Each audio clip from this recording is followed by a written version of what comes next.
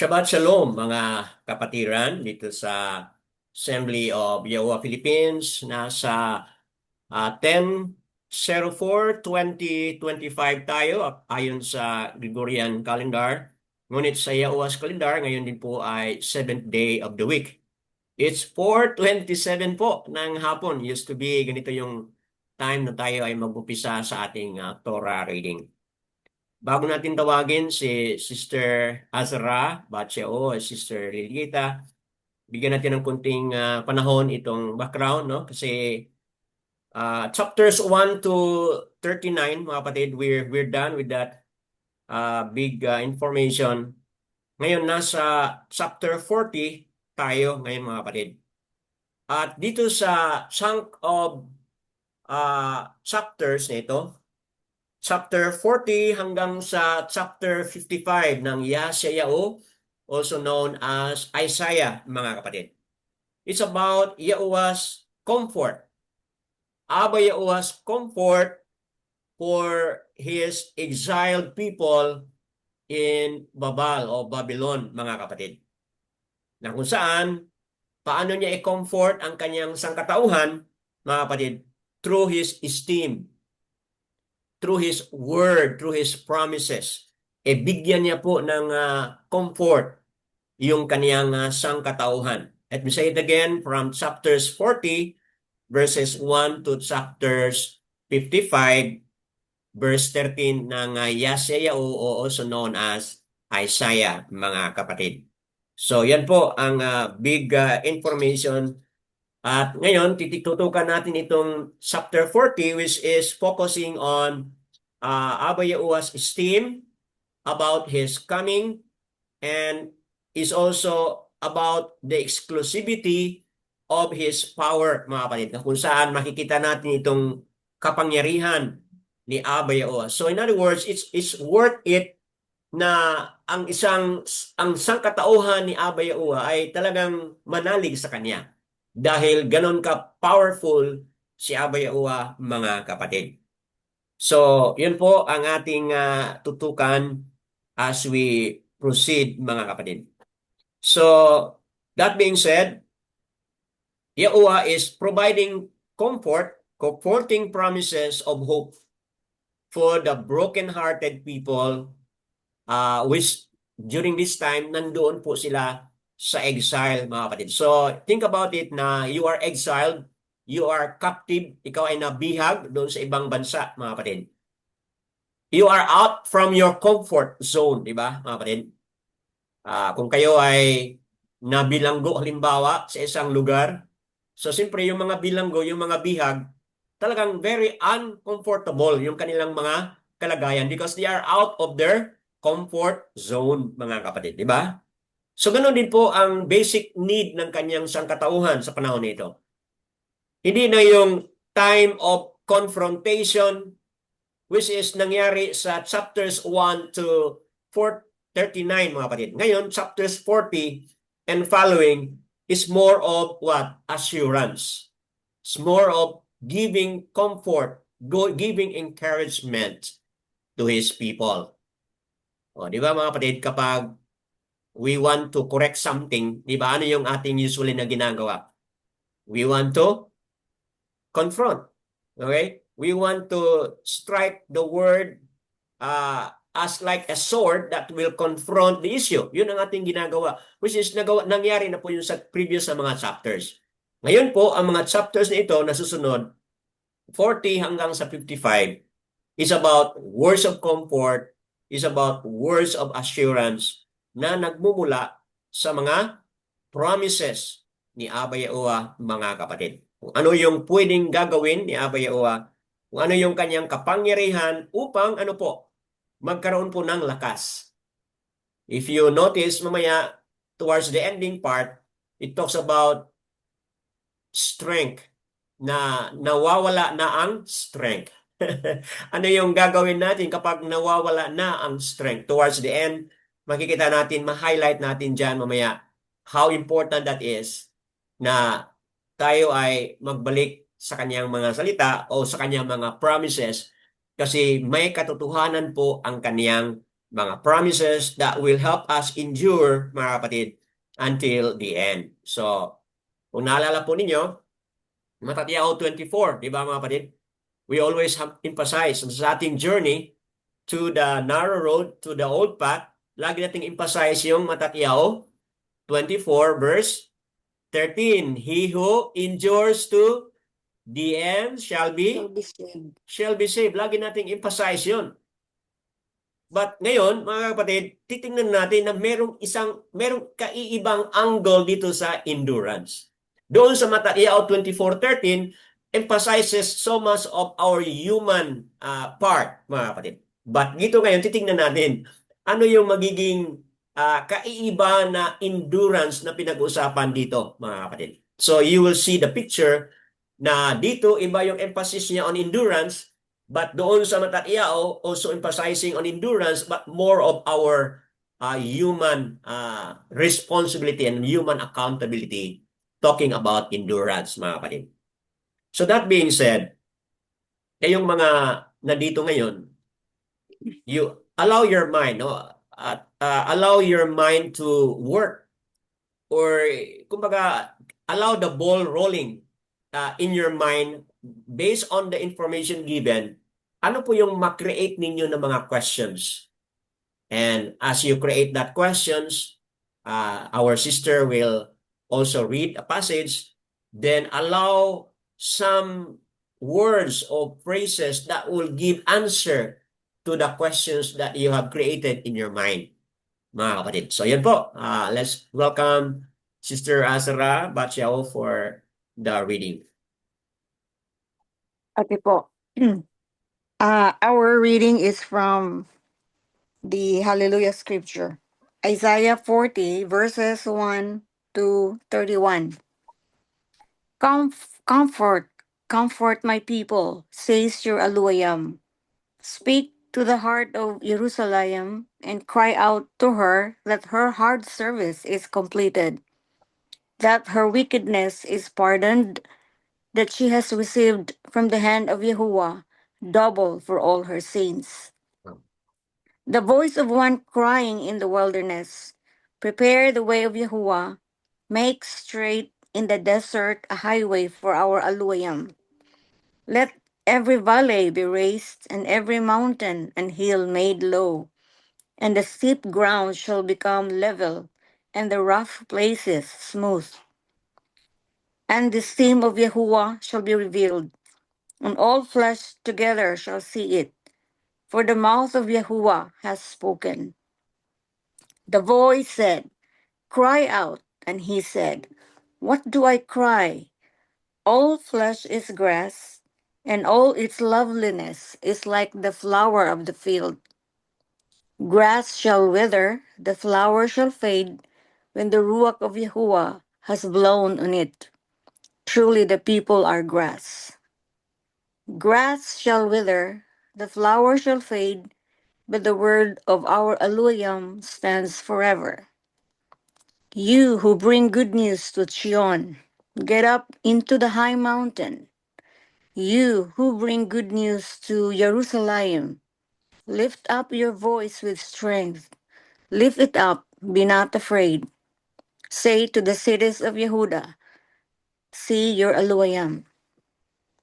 See the Adon Yahuwah comes with strength, and his arm rules for him. See his reward is with him, and his recompense before him. He feeds his flock like a shepherd. He gathers the lambs with his arm and carries them in his bosom, gently leading those who are with young.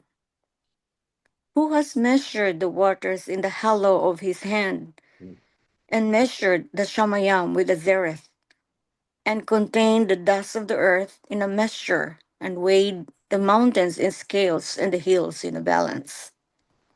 Who has meted out the Ruach or Yahuwah, or as his counselor taught him? With whom did he take counsel? And who instructed him and taught him in the path of right ruling? Who taught him knowledge and showed him the way of understanding?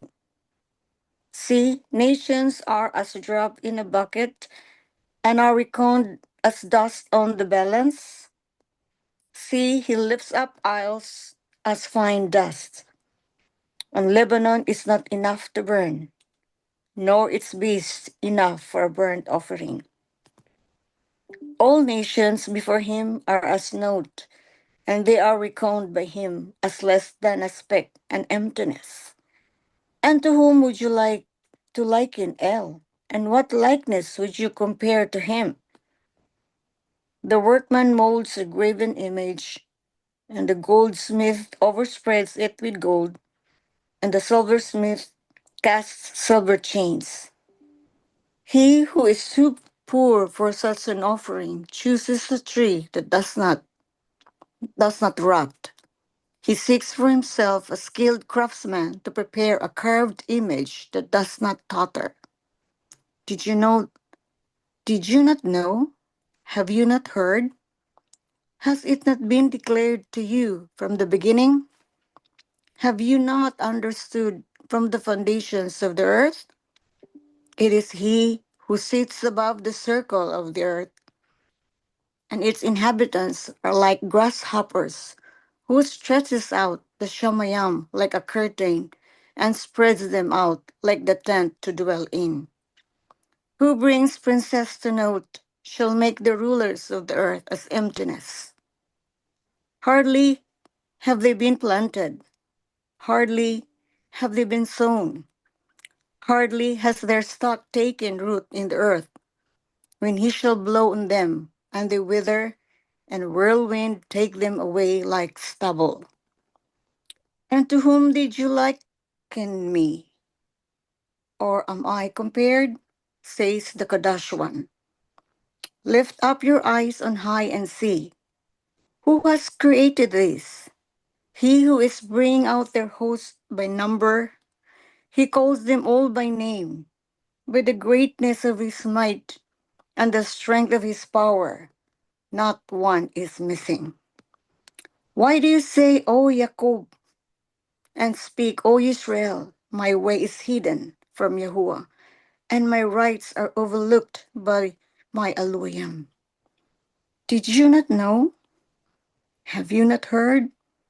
The everlasting Elohim Yahuwah, the creator of the ends of the earth, neither faints nor is weary. His understanding is unsearchable. He gives power to the faint, and to those who have no might, he increases strength. Even youths shall faint and be weary, and young men stumble and fall. But those who wait on Yahuwah renew their strength. They raise up the wing like eagles. They run and are not weary. They walk and do not faint. Hallelujah. Yadayawa, mga kapatid. Sa wonderful reading, 31 verses na nabasa with Sister Sarah Batsyao, mga kapatid. Sa introduction kanina, you were able to form, mga kapatid. As I have emphasized kanina, you are able to form questions in your mind, di ba? Yun po yung ating introduction kanina. So, kumusta po yung mga katanungan na nasa inyong mga isipan? Sister Asara was reading it. Na meron ba kayong mga sagot na nakuha, mga kapatid, or yung mga sagot na yan na perhaps you would like to uh, bring out and share, mga kapatid? So, sino po yung mauna na mag-bring out sa what's highlighted in your heart and in your mind as you have read it earlier, or as some perhaps have made some research on this passage, mga kapatid. So, I'll give you time to share po kung ano yung pong what is your take about this 31 verses. Which of this you find meaningful, and which you find Abba Yahuwah is talking to you? Makinig po tayo muna, mga kapatid. Anyone would like to be the first one to share?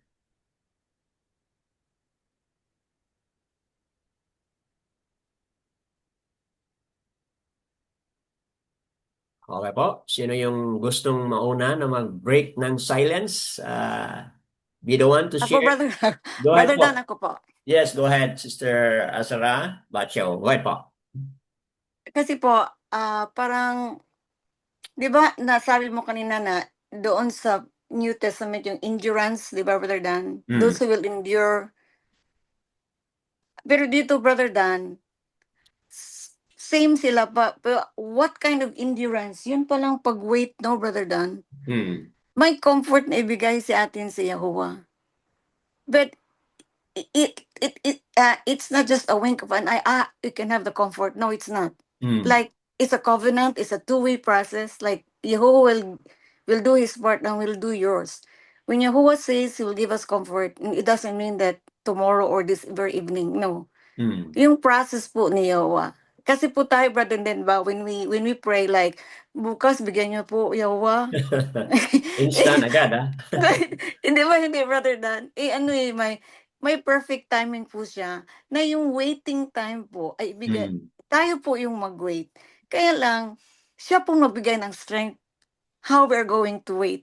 Hmm. Ayun po ang maganda, no, brother. May nakuha ako ngayon na, as we wait, hindi ho yung, yeah, I think we cannot physically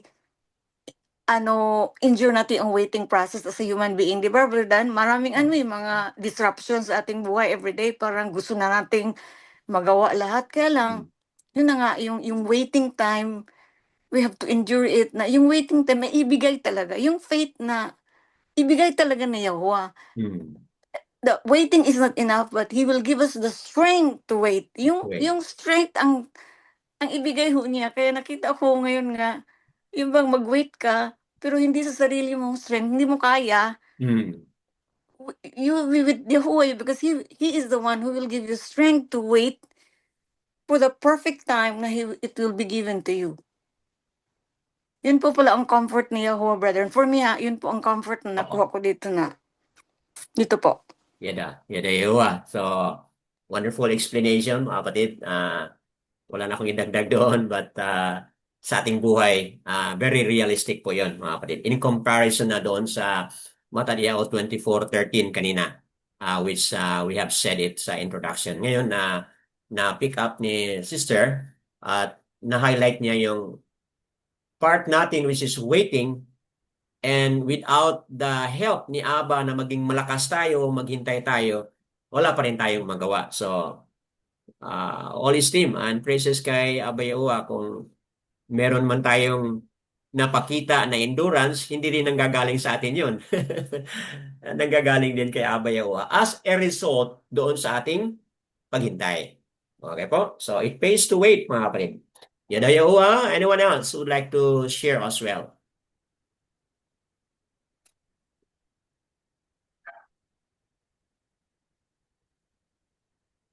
Sister Bakar, Sayo, you wanna share something? What's in your heart? What's in the mind? Anong mga pangungusap ni Abay Owa? Please share kung meron po. If you are ready. Okay. If not, then who else, mga kapatid, na masasabi natin na ready na to share?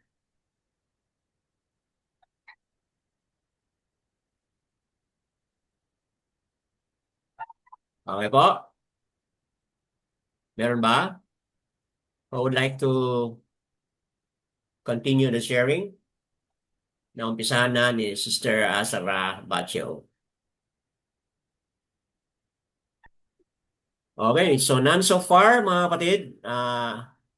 Let's proceed with our discussion. And don't worry, balikan ko kayo mamaya, mga kapatid. Or you may also interrupt along the way as I explain. Kung meron po kayong mga nais na bagay na i-highlight and to emphasize as well, just let me know, mga kapatid. Lakasan mo lang ang boses para marinig ko, mga kapatid, yung nais mong sasabihin sa ating discussion ngayon. So moving on tayo sa ating pagpapaliwanag. Maganda na na-highlight ni Sister yung endurance, okay? Oo, merong strength na kailangan, kailangan natin ng strength para meron tayong endurance. Pero mga kapatid, kailangan din yung ating waiting time, yung ating effort to wait, mga kapatid. And opposite dyan is yung being impatient. Okay? Impatient is a weakness. And to combat impatience, mga kapatid, kailangan tayo magiging patient. Okay? At paano tayo magkaroon ng patience, mga kapatid, is only the strength, is only on what Abay Owa can give us, mga kapatid. So, that being said, proceed tayo dito sa pagpapaliwanag. Verses 1 to 11, a promise of esteem hope breaks upon his people, mga kapatid. So, highlight natin dito sa verses 1 to 11, yung emphasis natin dito as we have read it, yung promise. May promise esteem. Okay? Sa ibang mga translation, glorious hope na kumbaga sinasabi ng ibang translation. So magkakaroon po ng promise esteem at yung promise na yan ay magbibigay po ng comfort sa mga sangkatauhan ni Abba Yahuwah, mga kapatid. Okay? So, yan po, highlight natin yan, verses 1 to 11. Now, discussing now details, di natin makuha lahat word for word dahil 31 verses po ito, mga kapatid. Pick up natin yung word dito sa verse 1. Ano po yung pinakamahalagang word sa verse 1? Two times Comfort. po nabalik. Two times po na sabi yung word na yan. Ano pong word na yan? Comfort. Yes. Okay. So, as we have given, opo, tama. Okay, sister, you've said it. You write it right. Comfort, mga kapatid. Oh, comfort my people. So, Yahuwah's commission. Kung titingnan natin dito yung word na comfort. So, mayroong tinig o tinig na narinig, mga kapatid. Comfort my people. Yahuwah's commission voice, mga kapatid, of declaring comfort. Tingnan mo yung verse 13. Nabanggit din, mga kapatid, ang verse 13. Okay? Not only, rather, verse 3, na nabanggit din sa verse 3. Yung word na sinabi diyan, a voice of crying in the wilderness. So, when Abba Yahuwah through Yashayahu said, comfort, yung tinig, yung voice, ay narinig mula kay Abba Yahuwah. Verse 3, nabanggit dyan, the voice of the one crying in the wilderness. Okay? Verse 16, gano'n din po, may tinig na narinig, mga kapatid. Okay? So, what's the point? Yung pag-herald, yung pag-announce doon sa word na comfort my people. Malaking halaga yun, mga kapatid. Bakit po malaking halaga? Kasi tingnan mo yung word na my people. See?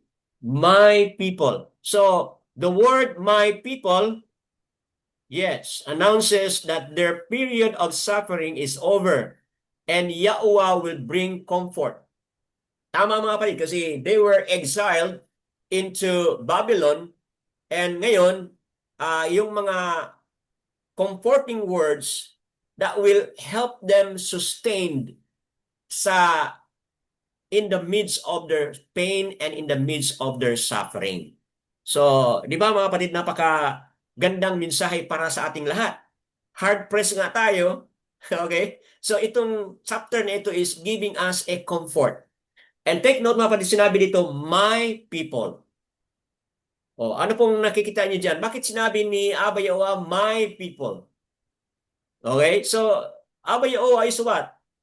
Owning owning us.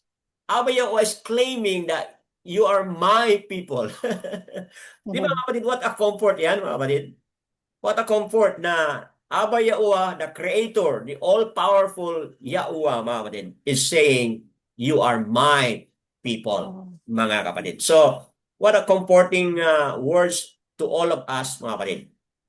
That in spite of their unbelief has brought them low. Di ba, mga kapatid?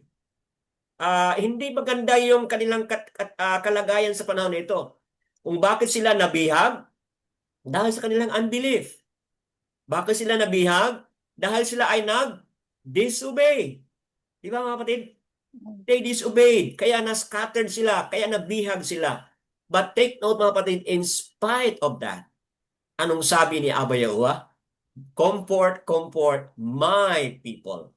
So what's the point, mga kapatid? Oo, tayo may mga pinagdaanan na mga kahirapan, mga failures, mga weaknesses, mga kapatid. We become at one point, at several times, we become lawless, mga kapatid. And yet, nandoon po, yes, nandoon po yung incomparable power and faithfulness ni Abba Yahuwah na kung saan nagbigay po sa atin ng lakas. So, ibig sabihin, meron tayong mga kahinaan, may mga pagkukulang tayo, but nag-prevail yung love and faithfulness ni Abba Yahuwah over the weaknesses of His people, mga kapatid. So yan po, very enlightening po yung phrase na yan, my people, mga kapatid. Yahuwah still identifies with His people. Yahuwah still give ownership to His people kahit na nasa unbelief, nasa pagkukulang, nasa mga state of disobedience sila, mga kapatid. Nandoon pa rin yung awa ni Abba Yahuwah. Moving on sa verse 2. Sa verse 2, mga kapatid, kung titingnan natin dito, speaks about what? Okay?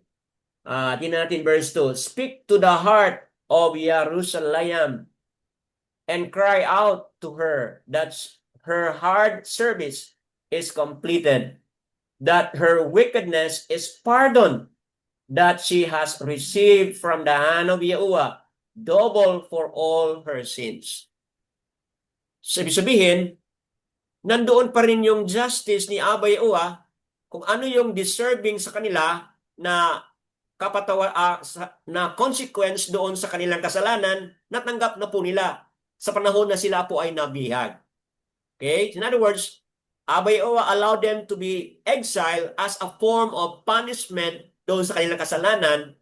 But again, at this time, mga kapatid, merong pardon. Okay? May kapatawaran na ibinigay ni Abba Yahuwah sa kanila, mga kapatid.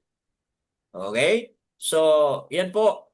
Malinaw po yan batay sa verse 2, mga kapatid. Okay? So, proceed po tayo, mga kapatid. Verse 3.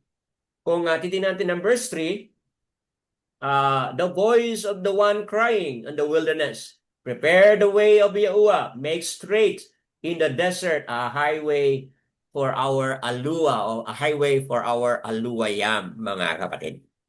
So, on this, makikita natin na wilderness ang pinag-usapan, so nagiging barren. So, itong paggamit ng word na wilderness, ano nangyari doon sa location kung saan nanggaling yung mga Yasaral o Yauda? Nagiging barren po yun. Okay? Nagiging disyerto yung land na yun. And yet, ano po yung declaration ni Abba Yahuwah? Okay? Make a way. Tinan mo yan, mga kapatid, di ba? Make a way. Prepare the way of Yahuwah.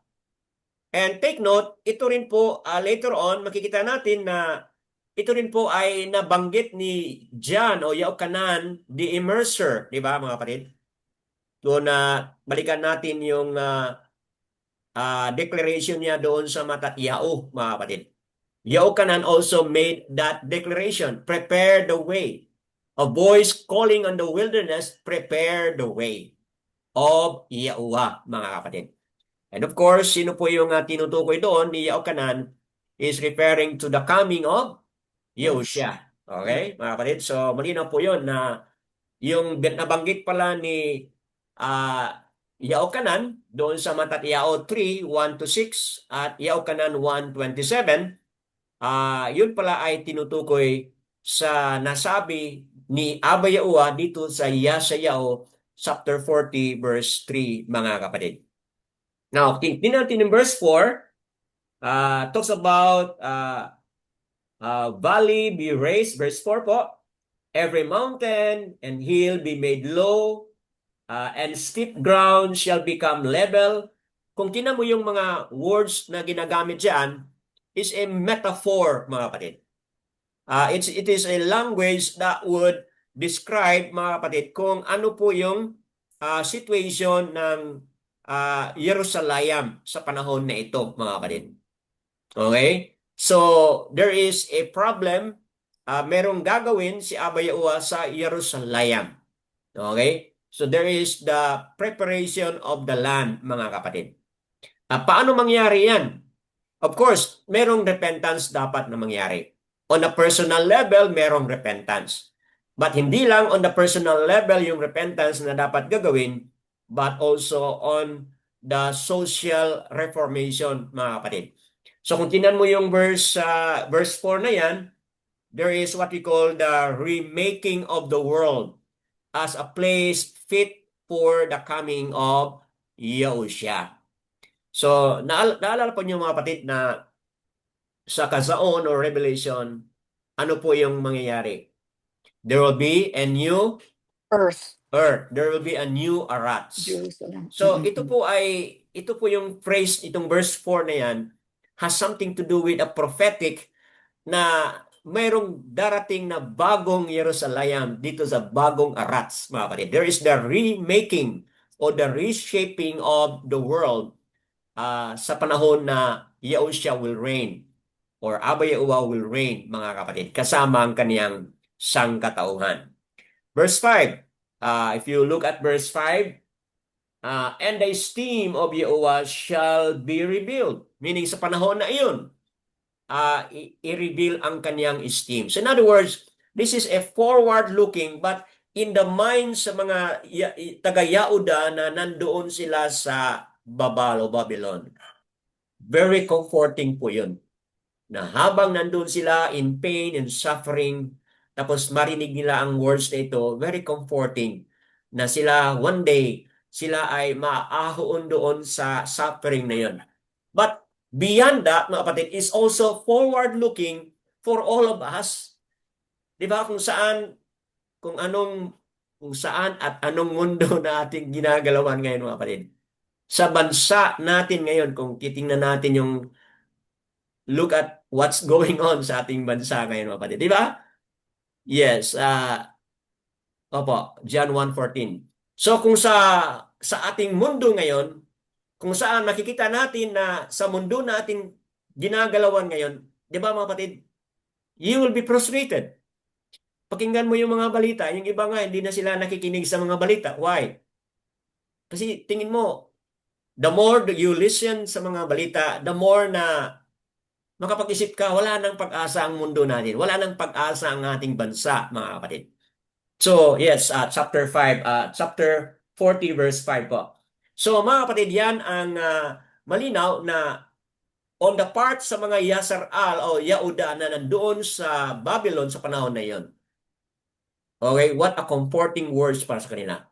But, kailangan hindi lang sila magtingin doon sa earthly o reality na sila ay babalik muli, mga kapatid. Because dito ayon sa ating paliwanag ngayon, meron pong mas greater bagong Arats at bagong Jerusalem na kung saan tayo ay papatungo, mga kapatid. Yadayawa po sa pagpapaliwanag na there will be a revealed esteem, mga kapatid, na darating. At tingnan mo yan, verse 5, mga kapatid. Kung tingnan mo yung verse 5, all flesh, di ba? And all flesh together shall see it. So, kung tingnan mo, lahat ng sangkatauhan. So, ano po ang tinutukoy dito? Referring to the coming of Yahushua. Na kung saan Matthew 24, nabanggit po doon, na lahat ng tao sa lupa ay maka-notice sa kaniyang pagdating. Sinabi dito, all flesh shall see. Referring to the coming of Yahushua. Not a private viewing for the remnant only. Hindi pala mga remnant lang o hindi pala yung mga sangkatauhan lang ni Abba Yahuwah. But even those na hindi niya sangkatauhan, silang lahat po mga kapatid sa panahon na ito, they will be aware. Makikita nila ang pagbalik mga kapatid ni Yahushua. So, yan po. At paano yan mangyayari? Tingnan mo yan. For the mouth of Yahuwah has spoken. Makita natin dito na dahil sinabi ni Abba Yahuwah, dahil Abba Yahuwah's word or mouth spoken it through Yahushua, mga kapatid. So anong mangyayari? It speaks na talagang mangyayari yan because the word of Yahuwah has spoken it, mga kapatid. Ibig sabihin, it will become a reality, mga kapatid. So, but in contrast doon sa weakness o character, mga kahinaan ni Kazakyaw, di ba mga kapatid? Chapter 39, 1 to 8. In contrast po doon, anong mangyayari? Dito makikita natin na Abba Yahuwah in His Word is what we call is really trusted, mga kapatid. Maari po nating maaring mapagkatiwalaan o maaring magtiwala talaga tayo doon sa words o doon sa promise ni Abba Yahuwah in contrast to the weakness and the limitation of Kazak Yahu, mga kapatid, as we have highlighted sa chapter 39. So, in other words, dito sa Yeshayahu chapter 40 verses 5 verses 6 to 8, mga kapatid, ipaliwanag natin ito. Itong verses 6 to 8, i-highlight natin dito yung 6 to 8, itong phrase na all its beauty, mga kapatid. Highlight natin ito, all its beauty. We're explaining now verses 6 to 8. Itong phrase na all its beauty. Na kung saan, talagang mapagkatiwalaan yung words ni Abba Yahuwah.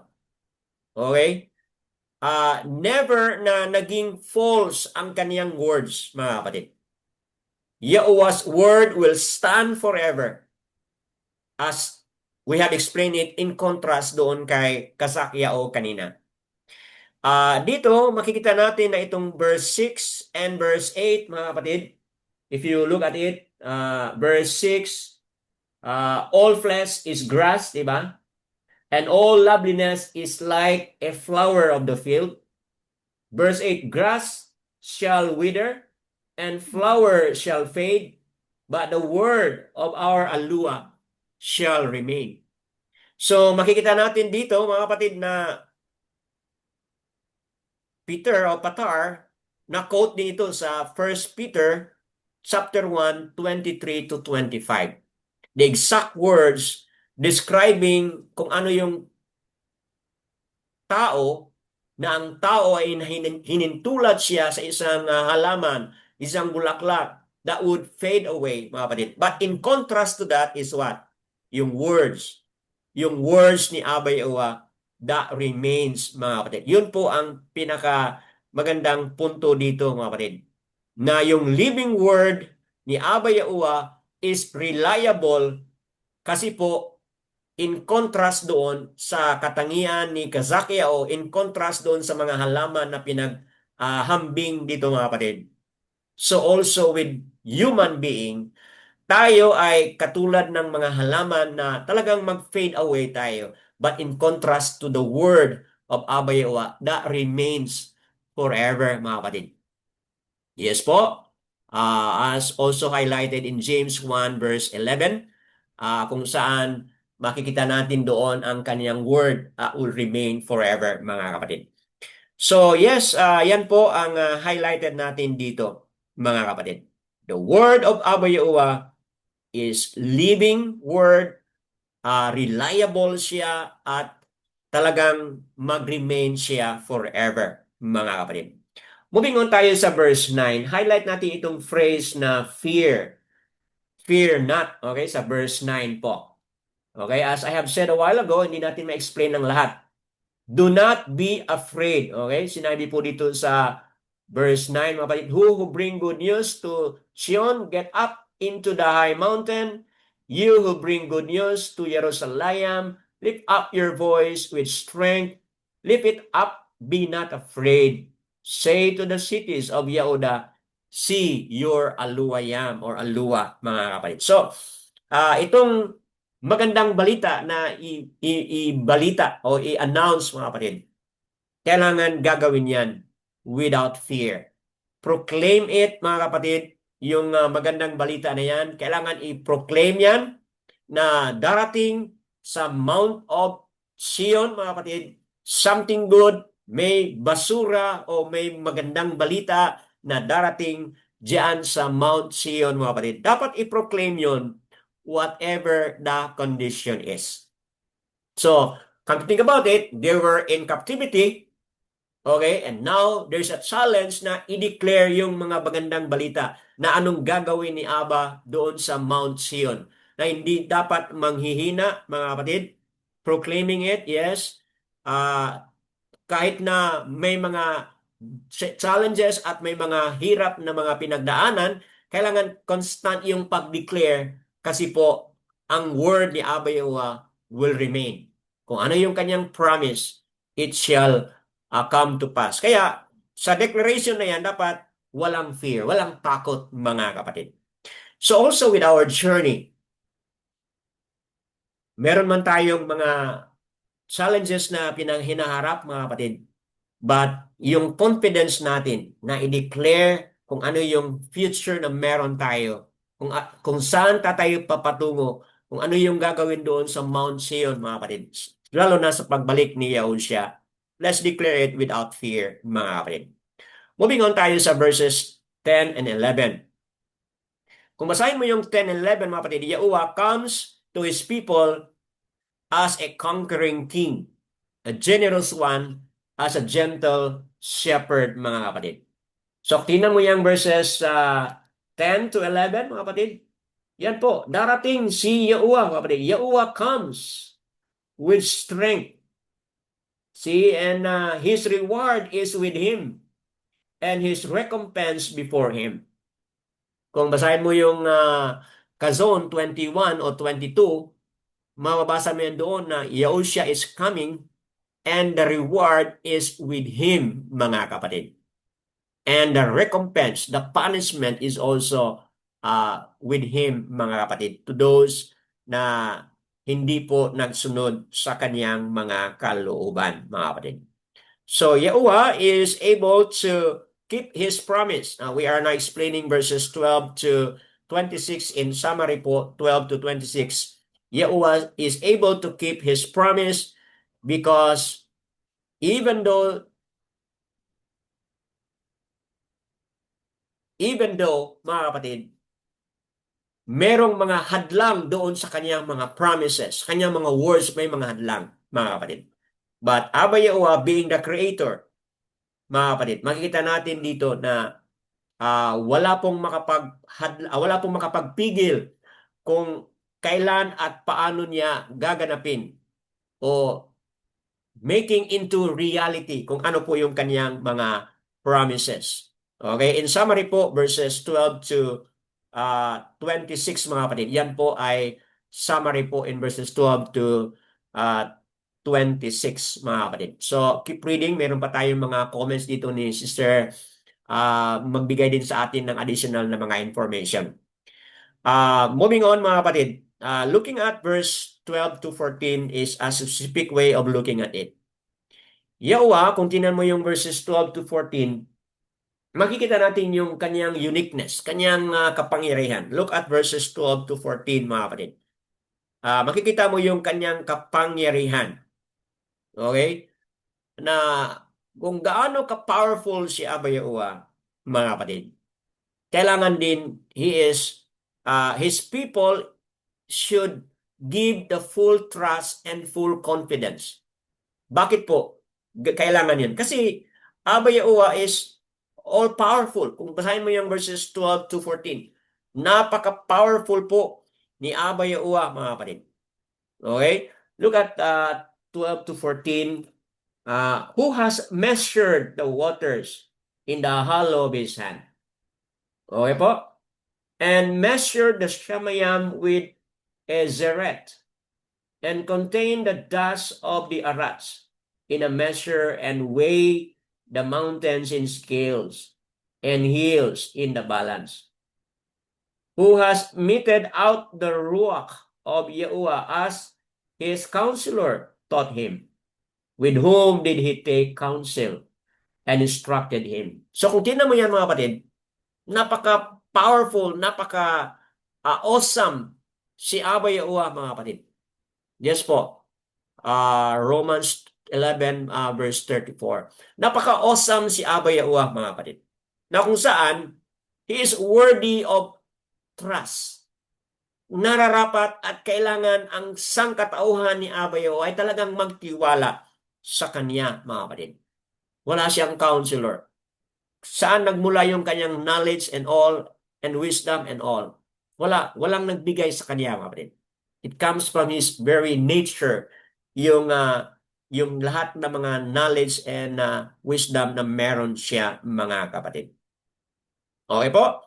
So, let's proceed po sa verses 15 to 17. Kung tingnan mo yung verses 15 to 17, kaya po na mabilang o ma-account ni Abba Yahuwah ang das. Kung tingnan mo yan, no? Kaya na po ni Abba Yahuwah na ma-account ang das. Okay? So, just as kaya ni Abba mabilang yung das, mga kapatid, so ano yung kakayahan din niya pwede niyang gawin? Okay? Lahat ng nation, kung tingnan mo yung verse 17, look at verse 17. All nations before Him are as naught, and they are reckoned by Him less than a speck and emptiness. So in other words, lahat ng mga bansa ay kaya niyang mananagot sa Kanya, mga kapatid. And they are just but nothing, mga kapatid. So kung tingnan mo yan, gaano karami ang mga tao na meron sa buong Arats, mga kapatid, the inhabitants of the Arats. Dami po, di ba? But kahit pa marami yan, kayang-kaya na mananagot kay Abba Yahuwah yung lahat na yan, mga kapatid. So, kung tingnan mo yan, kung ano man po yung mga ginawa ng babal sa kanila, sila ay mananagot, mga kapatid. Yun po ang mensahe dyan. So, walang nakatago, but ang lahat po ay accounted o mananagot sa harapan ni Abba Yahuwah, mga kapatid. Okay? Summarize natin ang verses 18 to 20. Yahuwah alone is Yahuwah, mga kapatid. Compared to all, He cannot be compared with all that is making idols. Diba? Tingnan mo po yung verses 18 to 20. Sa 18 to 20 po, binanggit po dito yung workman molds a graven image. Di ba po yung mga gumagawa po ng mga idols? Yan po yung pinag-usapan ng verse 18. Okay? Verse 18, and to whom would you liken all? What likeness would you compare to him? So it is a form of a question na talagang walang ma-compare. Wala kang mabigyan ng isang halintulad. But look at verse 19. Anong ginawa ng mga worksman? Yung mga craftsman, mga kapatid. They are making what? Graven images made with gold and silver, mga kapatid. So, look at that.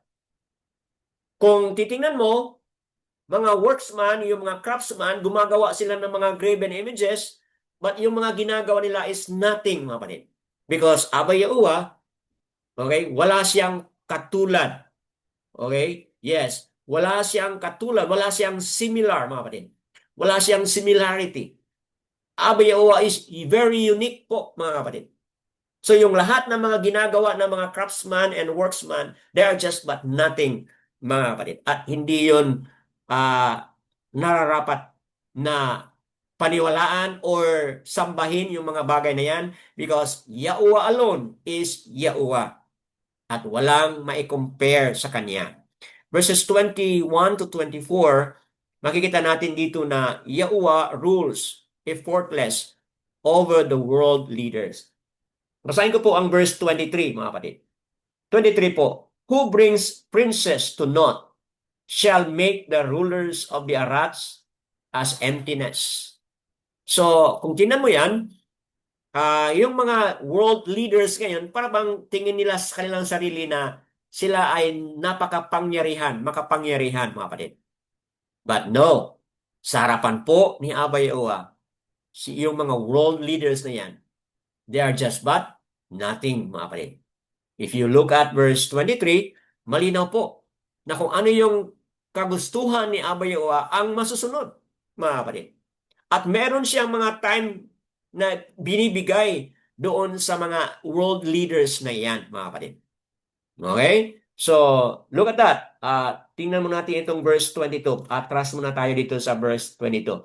It is he who sits above the circle of the Arats, and his inheritance or inhabitants are like grasshoppers, who stretches out the Shamayam like a curtain and spread them out like a tent to dwell in. Okay? Stretching out the Shamayam. Abba Yahuwah has the capacity to stretch out the Shamayam. Okay? And tingnan mo yung, I'd like to highlight the word here na sabi niya, like a curtain and spreads them out like a tent to dwell it. So ngayon ay part po ng ating Feast of Tabernacle, mga kapatid. Tingnan mo yan. We are living on a tent. For ngayong gabi po, pang 7 gabi na po ngayong gabi. Living on a tent. Matutulog tayo sa tent. So, kung tingnan mo yan, i-compare natin doon sa buong Shamayam. Okay po? Yung lugar na kung saan tayo, maliit lang po. But compare mo dito itong description dito ni Yesaya na si Abba Yahuwah, siya po yung nag-stretch ng kaniyang hand upang gagawa siya ng ano po, ng tirahan. Okay? So look at that, mga kapatid. How beautiful that is, mga kapatid. Okay? Shamayam like a curtain and spreads them out like a tent to dwell in it. So, Abba Yahuwah ang gumawa sa lahat ng bagay na yan, spreading like a tent.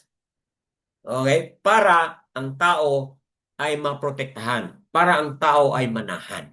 So, ganoon din po, mga kapatid, ang ating reflection dito na 40 years they were living on a tent, mga kapatid. And yet, they were protected because yung tent na yon, yung tabernacle na yon, it represents the presence of Abba Yahuwah that protected them. So also with this, na we are looking forward, mga kapatid, na gaya ng nagawa ni Abba Yahuwah ang lahat na yan, mga kapatid.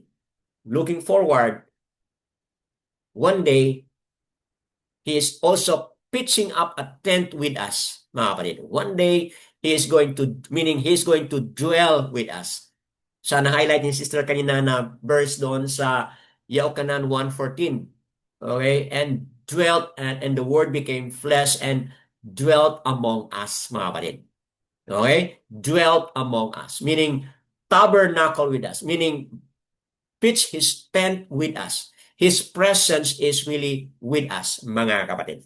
So yan po, nais ko lang pong i-highlight yon as we proceed. Verse 24, makikita natin ito. Brother Dan, Human. Yes, sir? can I interrupt? Yes po, go ahead. Before not- before we go to verse 24, Okay, dito sa verse 22, okay, go ahead po.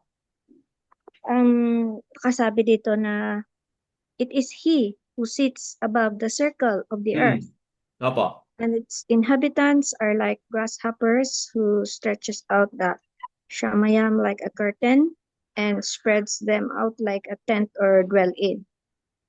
Sa pagbasa ko nito, na-catch yung attention ko na itong verse na to na Yesaya 40:22 ay source of debate about the shape of the earth, as whether it's spherical, round, or flat. Opo. Kaya na ano ko dito na itong verse na to na itong circle of the earth, uh, Above binanggit the dito, circle. Opo. of the earth, could be interpreted as the entire world, Mhm.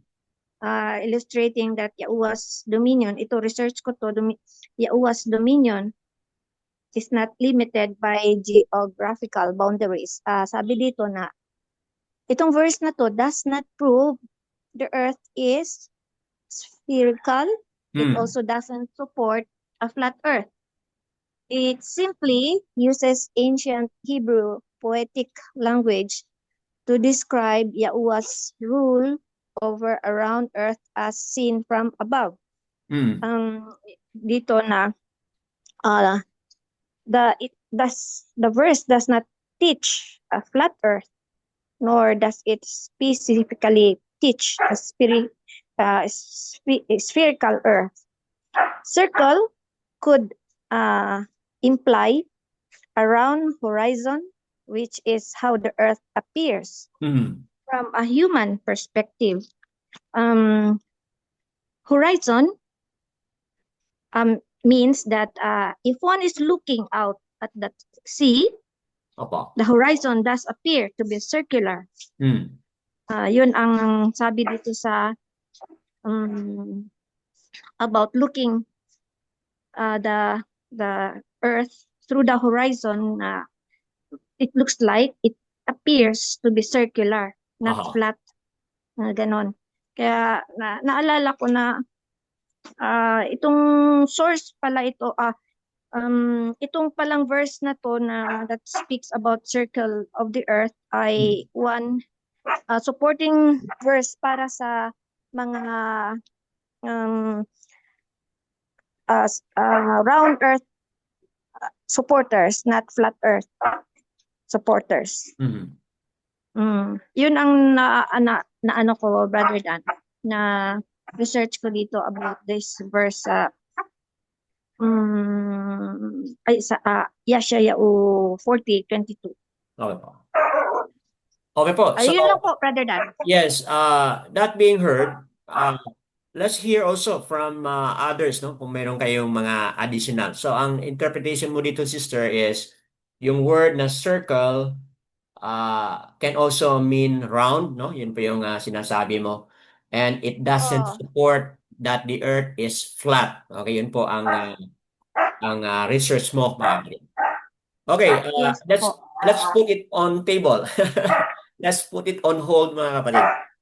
Kasi po, Brother Dan, ang dito, ang Hebrew word para ala ng circle is kug, meaning horizon,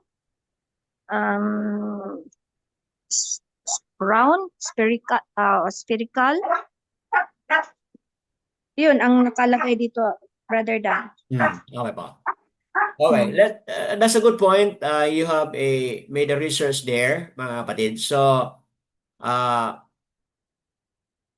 we may not be able to explain it well here, but kung meron po dito sa atin ngayon na meron siyang additional, could be similar explanation or could be a contrast.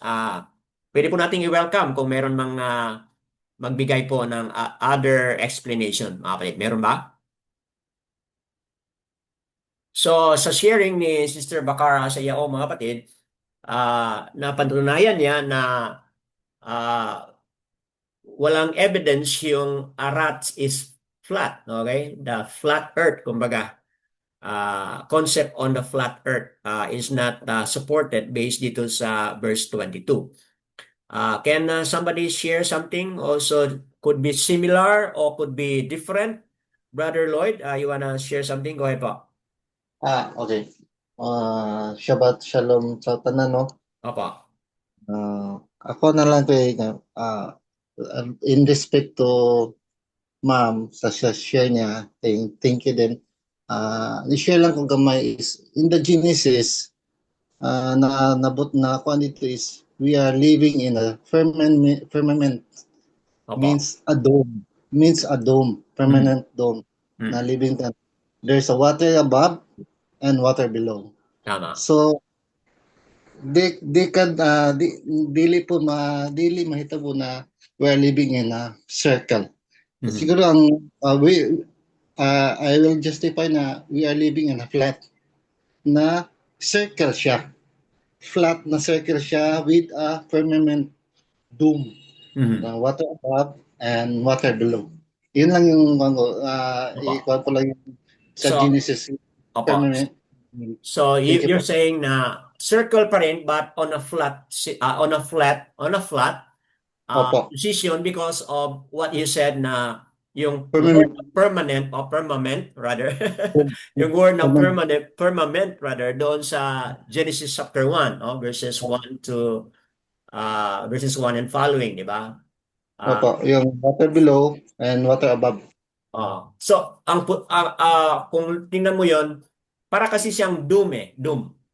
So Oo. kung ang forma niya ay para siyang doom, di talagang flat siya, Okay. Flat but yung circle. flat yet circle siya. Okay? Oo. So you have a point connecting yung word na uh, circle or round na highlight ni sister. Opo. Uh, Sa akin po. so we take your research on that and I remember also somebody made a research on that na yung permanent na yan is look like a doom. So yung interpretation on looking like a doom is a support to the idea of a flat earth. Kumbaga mga kapatid. Anyway, meron pa bang magdagdag na sharing? That's a wonderful additional inputs dito. Go ahead po. Uh, Brother Casadia, go ahead po. okay, in our previous group, Brother Dan, Opo. with Pastor Boy Zero, we have a very deep study on this. And we he explained very well with scripture, full of scripture supports that our earth is a flat. Correct yung sa Genesis na we are living inside the firmament. A firmament is like a molten glass, and then the throne of Yahuwah is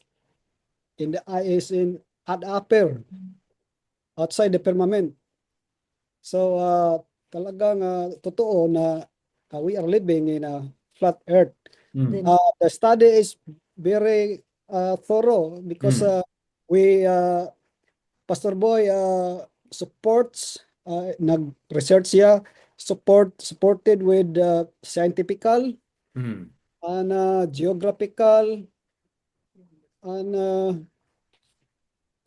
thesis coming from astronauts, mga and the group of people investigating is it true that the earth is globe. They found out that it is really a flat and with a firmament. Dome-like. So it is there are lots of scripture verses that support the flat earth, but I cannot remember them all. I cannot You're expound not them. ready yet now. Kasi matagal na yon. Nag-expose yung aming pastor at yung ang kasamahan naming pastor ay hindi pa rin naniniwala. Sila lahat against Especially those rooted sa Christianity. Opo. Okay po. So yun lang, brother. Okay. Mga kapatid, magandang discussion ito but references are not enough to prove but meron namang mga magandang mga discussion mga kapatid. Okay? So, yes. We can have another discussion for this another time kasi may reference at may explanation si Sister Bakara Asayao but kailangan nating titingnan pa for further study mga kapatid. So let's proceed kung okay lang po sa inyo. But thank you, Sister Bakara Sayaw, for bringing that up, and for Brother Eric and Brother Kasadiao for also looking at the other side. Okay? Okay, can we proceed po for this time? Mga kapatid, dito sa next na verse, gusto ko pong i-highlight dito yung yung doon sa lugar kung saan nakatira yung mga taga-Yauda. Nakapalibot sa kanila yung mga pagan religion, mga kapatid. Look at verses 25 to 26. Napalibutan sila ng mga pagan religion, mga kapatid. Maraming mga sinasamba na mga mighty one. Look at verses 25 to 26. But dito, mga kapatid, it stand out na Yahuwah is the made apart one, mga kapatid. Siya ang kaiiba at siya ang nag-iisa na wala siyang katulad, mga kapatid. Okay? Look at the verse, mga kapatid. Tingnan mo. Kaya niyang bilangin ang look at there. He calls them all by name. Ano po yung pinag-usapan dito, mga kapatid? The host by number. Okay? Yung lahat ng mga ginawa ni Abba Yahuwah, may mga certain number yan. Okay? Not only may mga certain number, tingnan mo, he calls them all by name. See? By the greatness of his might and the strength of his power, not one is missing. Ano po yung punto dito in lieu of comfort my people? Comfort my people. Abba Yahuwah ang nagsalita, mga kapatid, na kaya niyang bilangin ang lahat ng nagawa niya, nalikha niya. At walang kahit isa na missing o mawawala, mga kapatid. Okay po? Malinaw po yan, mga kapatid. So yes, referring to the stars, the number of stars, na count niya yung mga number of stars at nabigyan pa ng mga pangalan, mga kapatid. So ano po yung point natin dito? Ito po yung ating point, mga kapatid. Na bakit po ito yung nagiging source of comfort is because, mga kapatid, kahit isang sangkatauhan ni Abba Yahuwah na nandoon sa exile, nakatingin ang mga mata ni Abba Yahuwah. Di ba, mga kapatid, what a comfort? Just as yung stars na pangalanan at walang isa mawawala doon, so also yung kaniyang mga sangkatauhan. Di ba, sinabi po ni Yahushua na kung saan pinapakain ni Abba Yahuwah ang mga maliliit na mga bagay, ibon, or whatever, yung mga grasses, taking care of it, sabi niya, how much more kayo, di ba? So kung si Abba Yahuwah was able to count all the stars, name it, mga kapatid, at none one is missing. So also, yung kanyang sangkatauhan, yung kanyang mga mata ay nakatutok, mga kapatid. Bawat isa o individually nakatutok yung kanyang mga mata sa atin. Di ba, mga kapatid, what a comfort na nawa magiging inspiration sa bawat isa. Moving on tayo dito sa verses 27 to 31. Believe in Yahuwah, 27 to 31. Believe in Yahuwah's promise empowers His people for endurance, mga kapatid. So na-highlight kanya na ni Sister Azara yung waiting time. Dito ngayon, highlight natin yung word na belief, yung ating pananampalataya, mga kapatid. Kailangan tayo mananampalataya, kailangan tayo magtiwala, mga kapatid, sa kakayahan ni Abba Yahuwah. Kasi po, yun po ang mag-empower sa atin, magbigay po sa atin ng lakas na upang tayo ay maka-endure, mga kapatid. Okay? Yahuwah never suffers setbacks or for those who would like to ask help from Him, mga kapatid. Okay? Look at verse 30. Basahin po natin yung verse 30, mga kapatid. Verse 30, sinabi po dito, even youth shall faint and be weary, and young man stumble and fall. Describing, yung katangian, describing yung limitation, describing yung vulnerability ng tao, kahinaan ng tao, mga kapatid. Describing po na ang tao talaga ay maglulupaypay, mawalan siya ng lakas. Just like even the young man na sana sila ay strong and vigorous, mga kapatid. Ngunit sila ay manghihina din. Okay? Look at that. Describing yung limitation ng tao. But we would like to end on verse 31. Sabi niya, but those who wait on Yahuwah renew their strength. They raise up the wing like eagles. They run and not weary. They walk and not faint. So, ibig sabihin mga kapatid, balik tayo doon sa ating compare and contrast natin sa Matatiao 24:13. He who endures to the end, meron tayong responsibility to endure to the end. Dito ngayon, i-connect natin yung dalawang word na endurance dito mga kapatid. Na tayo pala ang secret para maka-endure tayo to the end is what? Yung ating paniniwala, pag-hold on natin doon sa mga promises ni Abba Yahuwah, yun po ang magbigay sa atin ng lakas. Putting our hope, waiting upon Yahuwah, claiming on His promise, mga kapatid, yun po ang magbibigay sa atin ng lakas upang tayo ay makapag-endure as in comparison doon sa mga kabataan na kahit anong lakas meron, energy meron sila, pero sila ay mawawalan pa rin ng lakas. But tayo, mga kapatid, kahit ano man yung mga panagdaanan natin o mga challenges natin, katulad ng mga Yaoda noon, mga kapatid, kung tayo po merong matatag na paghintay, pagtiwala, mga kapatid, yun ang lakas na ating kinakailangan upang to the end, mga kapatid. We can find an endless supply of fresh strength, mga kapatid, kung tayo po ay maghintay, maniwala, magtiwala, mag-hold on kay Abba Yahuwah habang buhay. What is this message to you, mga kapatid, na nandito ngayon? Is there something na nais po ninyong i-highlight o nais po ninyong sasabihin o bring out, mga kapatid, out of this? So I have to stop here and listen kung ano po yung mga saloobin ninyo. As I have made mention a while ago, I'm going back and give you time to also share what's in your heart. Go ahead po, Sister Inday. Shabbat Shalom. Shabbat Shalom mga kapatid. Ito ay nagpaalala sa atin sa darating mga kasakitan. Tama. Matthew 24 na Matthew 24 na pinaalalahanan tayo na di tayo matakot. Baka mag-isip tayo na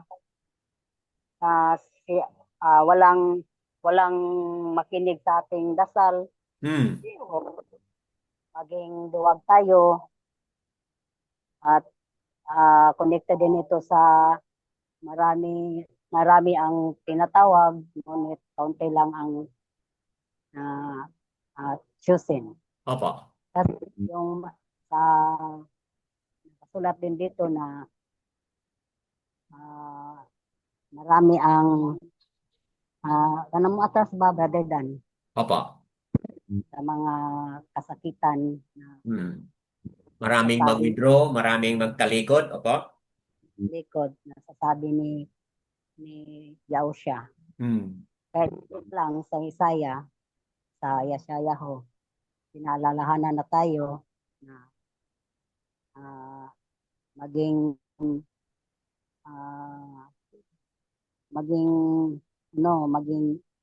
yung natin, yung tiwala natin, be strong. Opo. Sa atin natin kay Aba, dahil alam niya ang lahat.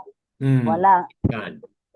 Kahit hindi natin isipin na nag-iisa tayo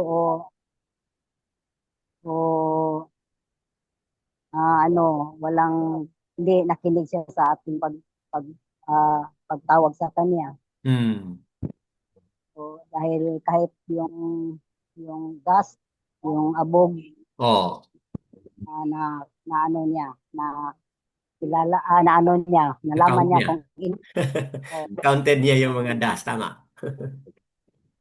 yung ibon na kahit yung ibon na walang value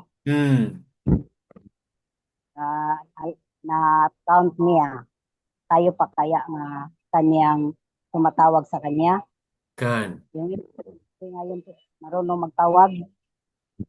Kaya ito ay nagpapa-encourage sa atin na huwag tayo maging duwag at mag-ano tayo hanggang sa dulo. Maging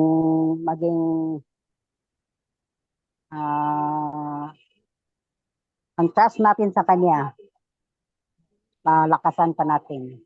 Tama. Para sa huling araw, ano tayo, yung sinasabi ba dito sa scripture na yung sinabi mo sa Matthew kanina, Brother Dan, Opo. para 24:13. Opo. Para ang mulahot tayo maura man ang maluwas. Yun lang muna, Brother Dan. Yada yun. So, yes, tama. Na-highlight ni Sister Inday, yung Sister Carasal Yao, yung value of putting our full trust and confidence kay Aba Yawa. Mga kapatid. Huwag tayong kapit tayo sa kanya. Yes, nandun din po sa Matthew 10:22. And shall be hated by all for the name of Yahushua. Mga kapatid. But he who endures to the end shall be saved. So Matthew 10:22 po. So hindi lang pala doon sa Matthew 24:13, but nandun din po nabanggit sa 10:22 ng Matthew. We will be hated for the name's sake. Mga kapatid, tayo yung nagdala ng kaibang pangalan. So hindi usual na pangalan. So talagang darating ang panahon na people will hate us. Dahil we are bringing a different name, mga kapatid. At sinabi na siya yun. Endure lang tayo, mga kapatid. And with the help of Abba Yahuwah in His promise, kayang-kaya natin ito, mga kapatid. Yada Yahuwah. Sino pa po? Anyone else? Sister Cheryl, you wanna share something? If you have something in your heart?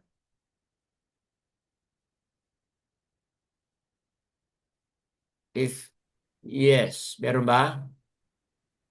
Or anyone else, mga kapatid? Let's open for anyone who would like to share something. Ako po. Brother Jeffrey, why po?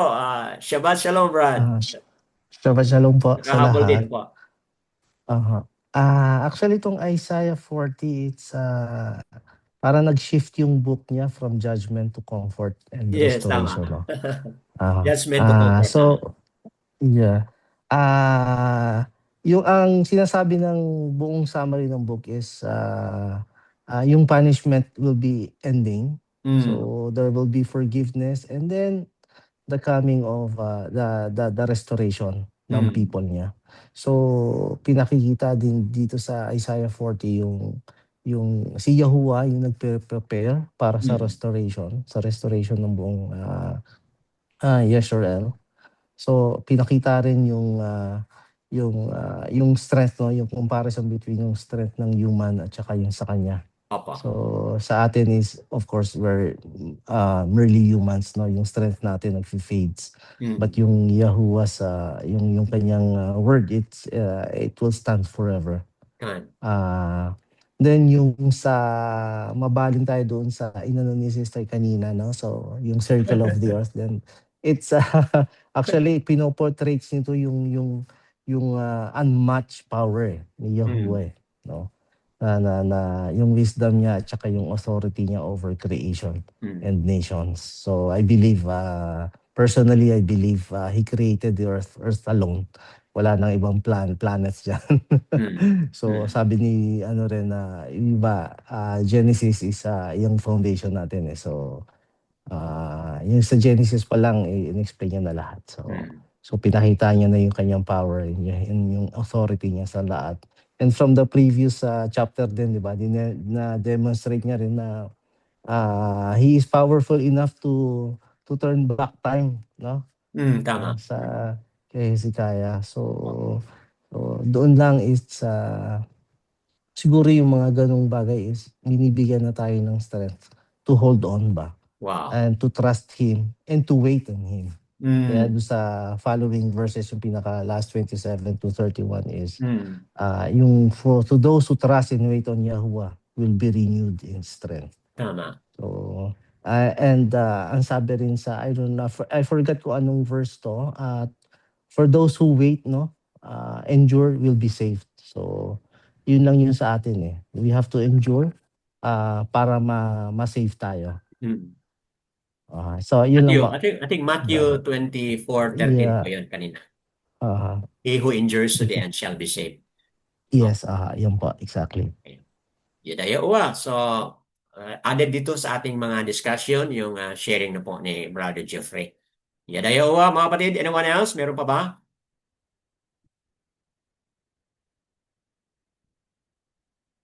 Brother Dimitriou, you wanna share something? Or meron pa ba magdagdag? Brother Kasad, Yao, or sino po? Ah, Go ahead. sa aking pag understanding sa chapter nitong Isaiah, yes, yes, totoo na nag-shape yung ang tema ng chapter na ito from previous judgments. At ngayon, parang nagbigay siya ng comfort na tayo na ay maghanda na mag-receive sa promise ni Yahuwah. So, ito ay napaka-comforting and encouragement sa atin na patuloy naniniwala kay Abba Yahuwah.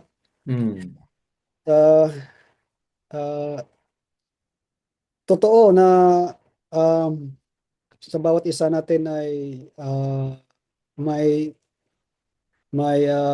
challenges sa buhay na harap. At kung hindi tayo bumibigay ng pagtitiwala kay Abba Yahuwah, kasi sabi niya, but he who endures to the end shall be saved. So, andiyan ang salitang wait. So, ito ang ating susundin kapag may hinihingi tayo ni Yahuwah at hindi pa ibinigay kasi nalaman natin na sa introduction mo, Brother Dan, na always remind us na yung will ni Abba Yahuwah pa rin ang mananaig. Hindi tayo mag-question sa kaniyang kung bakit, kasi even si Yahushua mismo is submissive to the will of his father Yahuwah. So humble lang tayo sa lahat ng pagkatao, sa lahat ng panahon. Kung tayong hinihingi, mayroon tayong mga taste of life, challenges, mga kahirapan, patuloy lang tayo, gawin natin ng tama ang mga gawain natin at pasalamatan natin si Yahuwah sa lahat ng panahon, sa lahat ng oras, kasi yan ang yung will sa ating buhay. Yun lang, Brother Dan. Yadayawa, mga kapatid, sa magandang salubin ni Brother Kasadyo. Anyone else would like to share? Meron pa ba na magdagdag? Brother Junicio, go ahead po. Brother Junicio, go ahead. Then dito after sa you, si Sister Chirin, go ahead po. at ano ko ay si Abba Yahuwah ay this chapter will brings a message of hope and endurance to all his men. nga tayo'y sa kanya, tayo'y manalig sa kanya. Dahil po siya ang nakaalam sa lahat. Opo. So yun yung mga may paniwala sa kanya. So, lahat ng mga tao na may paniwala sa kanya ay bigyan niya ng liwanag o bigyan niya ng answer ang lahat. So yun ay bigay ng message of hope and endurance to all his men. So yun lang brother than Yada. yung Yada chapter. Yuwa. Opo. Dagdag natin dito yung paliwanag at sharing ni Brother Genesio. Let's welcome kay Sister Cheryl. Meron kang dagdag, Sister. Go ahead po. Shabbat Shalom! Shabbat Shalom, Sister. Go ahead. Happy na naka-attend ako. Na-miss ko yung mga pakikinig. It was been Ilan na? almost a month A month? or more than a month. More than a month. Opo. Hindi ako nakaka-attend. Yada Yahuwah, sa lahat ng oras, sa lahat ng pagkakataon, sa lahat ng struggles, sa lahat ng learning, sa lahat ng walk. Kasi, as I have read 39, bilang tao, we often do some mistakes. Minsan, nagre-relate tayo sa sarili nating understanding. Kadalasan, nasusunod na ang gusto natin kung ano yung iniisip natin because we thought na tama yung iniisip natin. But then, we suffer. It's saka lang kasi nalalaman o naiintindihan ng tao if the consequence is given na ay mali pala. And saka lang naiintindihan ng tao yung mga pagkakamali sa huli na. May friend nga ako na sabi niya, I would rather regret at the beginning than regret at the end. At the end. Pero paano mo naman masasabi magre-regret ka at the beginning because you don't know the end? May point. Sa chapter 40, it is full of hope at teaching na kailangan natin mag-endure. And while enduring, we have to learn. And while we're learning, we have to trust. Tama. Kasi yung pagkakamali nung 39, na i-correct nitong 40. So dito pinakita ni Abba na we will stumble. Kasi madalas magre-relate tayo sa ating sarili, sa ating understanding, sa ating gusto. Even though we pray, sasabihin natin na, yeah, I have prayed for that, pero hindi pa rin natin nasusunod yung gusto ni Abba. Because we have the pride, we have that arrogance. It is in us. It is built in us. Kaya dapat lang na andun talaga yung waiting, enduring, and trusting kay Abba Yahuwah. Kaya sinabi niya at the end na kung sino yung mag-i-endure, siya yung magkakaroon ng tagumpay. Because in this life, it is always a question. A question in trusting, question in enduring. Life is not easy. Kahit na kay Abba tayo. Pag may naririnig tayo, we often do react immediately. Tama. Pag may sitwasyon tayo, we often do react with our own understanding. Minsan hindi nauuna yung paghingi natin kay Abba. Pagtanong natin kay Abba yung. Kaya dito pumapasok yung pride, self-learning, Pero, dito rin sinabi ni Abay Uwa, di ba, yung pagkakamali ni pagkakamali na nagawa ng 39, ay pinatawad niya dito sa 40. At kinorek niya lahat.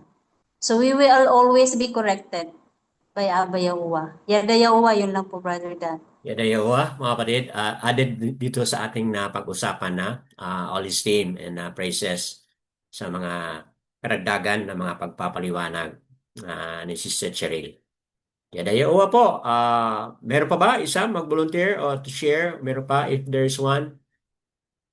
Okay. Wala? Okay po. Kung wala na, mga kapatid, we would like to make this clear para sa ating mga manonood sa Republish na ang pangalan na aming laging binabanggit, ito talaga, no, yung apat na mga titik. Yaha, U, Ha, okay? Kung ating babasahin po, yan ay Yahuwa. Yahuwa po ang totoong pangalan ng ating Aba at ito rin po yung totoong pangalan ni Yahusha. Yaha, U, Shan, Ayan. Okay, Yahusha. Yahusha, mga kapatid. Yahusha po ang totoong pangalan ng Misaya na kung saan tawagin natin ang pangalan Yahusha and that means Yahuwah saves. Yahuwah delivers. Mga kapatid na manonood sa Republish, kung ano man po yung pangungusap ni Abba Yahuwah batay dito sa ating Torah reading, Isaiah 40. Let it be so na bukas yung ating mga puso at isipan, ang ating mga kamay bukas na magtanggap sa kanyang mga katuruan. Yada Yahuwah, Masyam Yahusha.